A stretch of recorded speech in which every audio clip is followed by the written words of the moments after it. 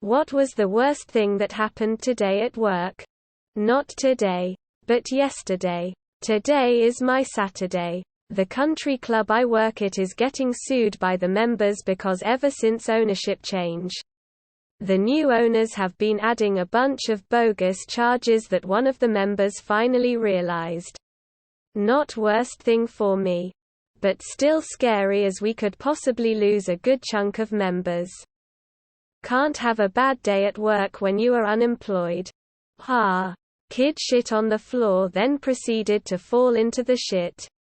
Our supermarket close at 8 p.m. This lady walks in at 7:45, cash out at 8:10, causing delay for the employee at the register, and had the audacity to complain to me, already clocked out, that there was no one at customer service to check her receipt. Huh. Honestly, everything was okay today. I'm a nanny. Looking after 2 kiddos today. I was holding one and her diaper leaked. So I was covered in pee. As I'm holding her away from me assessing the situation, she pukes breast milk vomit all over me. I quickly strip off my dress before running the bath. Now I'm trying to wrangle a toddler who just pooped her diaper and thinks this is a great time to play tag, while holding a leaking baby in nothing but my bra and panties. In comes my boss. But both kiddos took a nap on me and it was adorable, so I was all better. Horse has colic. Had to stay up all night to walk it every hour. Passed early this morning. Got to work for the rest of the day now on no sleep, and in general, sucks to lose any horse. Nothing. Was pretty good, honestly. Getting stuck on a phone call that lasted over 40 minutes. Technically yesterday, since it is already past midnight for me. But I work at Burger King, and well, for most of the day we had practically no customer whatsoever. Less than €100, mostly around €50 per half an hour in sales. So of course that got us into the mid-set, yeah, no hurries. Then people leaving from work started coming in to eat, and suddenly we had at worst 20-minute queues. During all of this, some child peed in the play area of the restaurant, so on less staff to handle the customers. But overall not really that bad. I had to clock in. I work in frozen foods. It's nearly 100 degrees Fahrenheit outside. Trucks are unable to get down to proper loading temperatures, and their drivers have decided that's my fault. Some ridiculous old dude complained that the measurements for what he was looking at was in millimeters, and this is England, we don't measure in millimeters. We do. I tried to explain that it was to give a more accurate reading, to which he replied, well, it may be accurate to you, but to me it's inaccurate. And went on a long rant about Brexit and Europe. Dude was so racist he disputed maths and factual units of measurement. 25-minute call. Today was a pretty calm day. Worst things were a very loud static plus echo call, which was a nuisance call and basically ear tour. And the obligatory dental calls we can't do anything about because dentistry is separate from other healthcare and the state of dentistry post-COVID, and with a massive lack of staff since so many left and no one is replacing them, is best described as on fucking fire. But you try explaining that to someone with raging toothache, that there's literally no non-private dental practices accepting new patients in a 60-mile radius. My boss fell down the stairs and landed right on top of me. She was fine, but I got a face full of her chest. And as soon as I got her off of me, I got on my knees to see blood pouring from my nose. And I had no idea why. Then I heard her scream and call an ambulance. And so the entire ride she was with me, and I was like, WTF is going on? Turns out the impact happened in such a way I broke my nose. And I needed to go to the hospital. And I was cleared to go to work, but told to take it easy by my boss. I didn't listen and just continued as normal. And whenever a coworker asked what happened, I told him, and they would either say, "Well, that sucks," or "That's pretty funny." And the entire time I was working, my boss apologized every time she saw me. I told her it was okay, and that it was just an accident. But she insisted on doing something to make it up to me. And I said, "If I let Yep something to make it up to me, will you stop apologizing?" And she said yes. And today on my desk was the biggest fruit basket I've ever seen.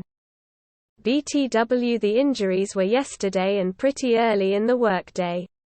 Anyway, I thanked my boss and ended up having to share with all of my coworkers. Because the thing was about half of my size. Because when I picked it up, it was almost impossible and towered well past my head. But all in all, it was a pretty good few days. Just could have done without the broken nose. Which is still healing. I just got here, so coming into work, went to 5 different stores looking for pool noodles. Not one store had them. But oh, they have all their Halloween stuff out. It's still August in Florida, for F's sake. A patient had a miscarriage. I work at a help desk for a certain cell phone provider, and while I do get the occasional yelling at, the pay is pretty nice. And the patient callers more than make up for the impatient ones. However, while I was in training, one of the people training me got asked about customers they remembered. They outright said a customer's name, which is usually a big no-no. But all the other trainers nodded and were like, "Yup, she's a piece of work." How? I wondered. Could all of them know what she was talking about? And be so in agreement? Well, today, I got my answer. First thing we ask for on call is the caller's first and last name. And when this caller said hers, I thought, feel like I've heard this name before. Turns out, I had.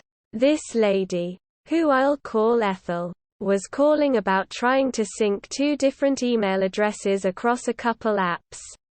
Not specifically phone-related, but techie enough that I could offer help. Anyway, Ethel started talking in loops, and asked me to do 2 other tasks within 5 minutes of me logging into her phone. I was doing my best to placate her, but she was ultimately dissatisfied with every solution I tried to give her. Flustered, I finally took a look at her internal record with the company. With most customers, this file is empty, since they're usually calling us as a last resort. Some people have a couple entries, and problem customers may have up to 2 pages of reports. But Ethel, holy shit, it was like a novel. All kinds of tech people before me talking about everything I was dealing with. Comments about how she'd berated many of them. Remarks about her mental state. Stuff I'd never thought I'd ever see in a report. Since the call was being recorded, I tried my best to help Ethel with her issues, of which she brought up no fewer than 6 during the call. But ultimately, after I gave an unsatisfactory answer to one of her questions, click, whatever, there was clearly no getting through to her. Let's just finish up this report and be done with it. Then I noticed something. Ethel hadn't turned off my ability to see her phone. Couldn't interact with it. But I could see it. So after Ethel hung up, she got out of what we were working on, and back to her call history, where I saw she'd called the help desk number over 70 times.